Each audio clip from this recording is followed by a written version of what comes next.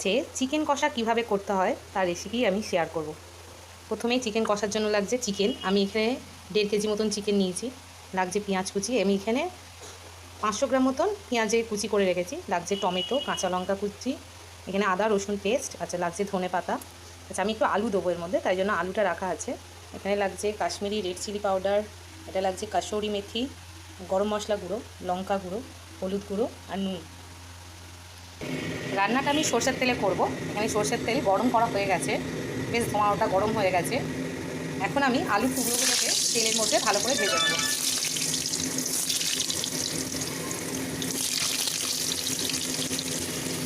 এর মধ্যে আমি অল্প করে নুন দিয়ে দিচ্ছি।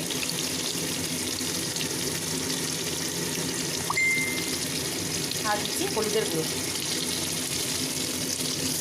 আলুটাকে একটু আমি লাল লাল করে ভাজা করে নেব।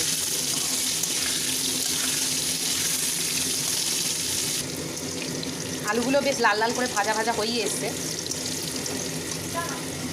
আলুগুলো সব লাল লাল করে ভাজা একদম হয়ে গেছে কমপ্লিট। আমি এখন আলুগুলোকে তুলে নিচ্ছি। আমি একটু রঙটা সুন্দর হওয়ার জন্য চিনি, খালি অল্প করে চিনি তেলে ফোড়ন দিচ্ছি। আমরা দেখছি এখন ওই চিনিটা থেকে বেশ রঙটা সুন্দর লাল রঙটা বেরিয়ে এসছে, ক্যারামেলাইজড হয়ে গেছে। এখন আমি পেঁয়াজগুলোর মধ্যে দিয়ে দেবো।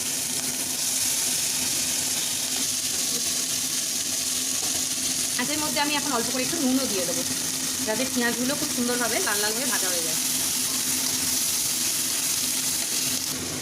পেঁয়াজগুলো সব লাল লাল হয়ে ভাজা হয়ে গেছে। এখন আমি এর মধ্যে আদা রসুন বাটা বেশ খানিকটা, 3 চামচ মতন কি 4 চামচ মতন আদা রসুন বাটা আমি এর মধ্যে দিয়ে দেবো।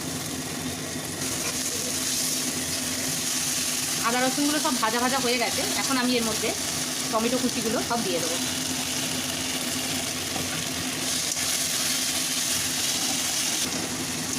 আদা রসুন টমেটো পেঁয়াজগুলো সব কষানো হয়ে গেছে ভালো করে।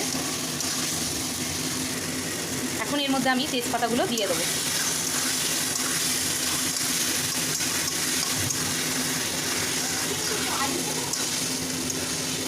কষা তো মাংস। এখন আমি এর মধ্যে লঙ্কা গুঁড়ো, হলুদ গুঁড়ো, কাশ্মীরি লঙ্কার গুঁড়ো,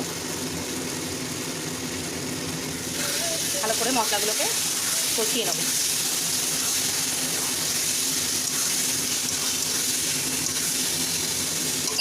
মশলাটা দেখছেন সব কষানো হয়ে গেছে, গা দিয়ে তেল ছাড়তেও আরম্ভ করে দিয়েছে। এই অবস্থায় আমি এখন মাংসের টুকরোগুলো, যেগুলো আমি ভালো করে আগে থেকে ধুয়ে জল ঝরিয়ে রেখেছিলাম, সেগুলো দিয়ে দেবো। মাংসের টুকরোগুলো আমি এর মধ্যে সব দিয়ে দেবো।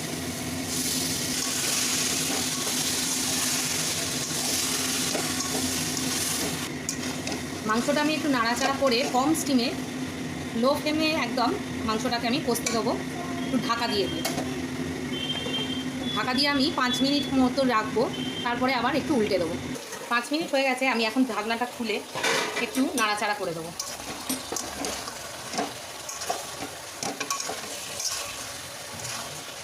আমি আরেকবার এটা ঢাকনা দিয়ে দেবো, আর 10 মিনিট মতন এটা রাখলেই এটা রেডি হয়ে যাবে। আরও 5 মিনিট পর আমি একবার খুললাম, দেখছেন মাংস থেকে কতটা জল বেরিয়ে গেছে। এখন একটু আমি নাড়াচাড়া করে এর মধ্যে ভাজা আলুগুলো আমি এর মধ্যে দিয়ে দেবো। দিয়ে ভাজা আলু আর মাংসটা আমি কষতে দেবো।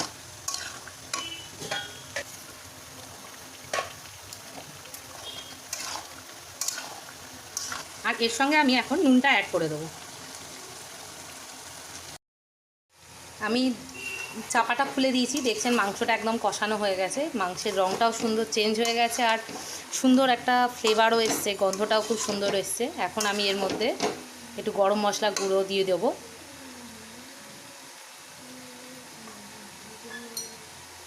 আর একটু চেরা কাঁচা লঙ্কা দিয়ে দিলাম এর মধ্যে।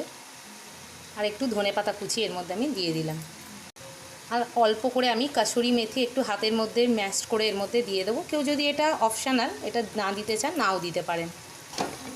এটাকে আমি এবার ভালো করে একটু নাড়াচাড়া করে 5 মিনিট চাপা দিয়ে স্ট্যান্ডিং টাইমে রেখে সার্ভ করে দেবো।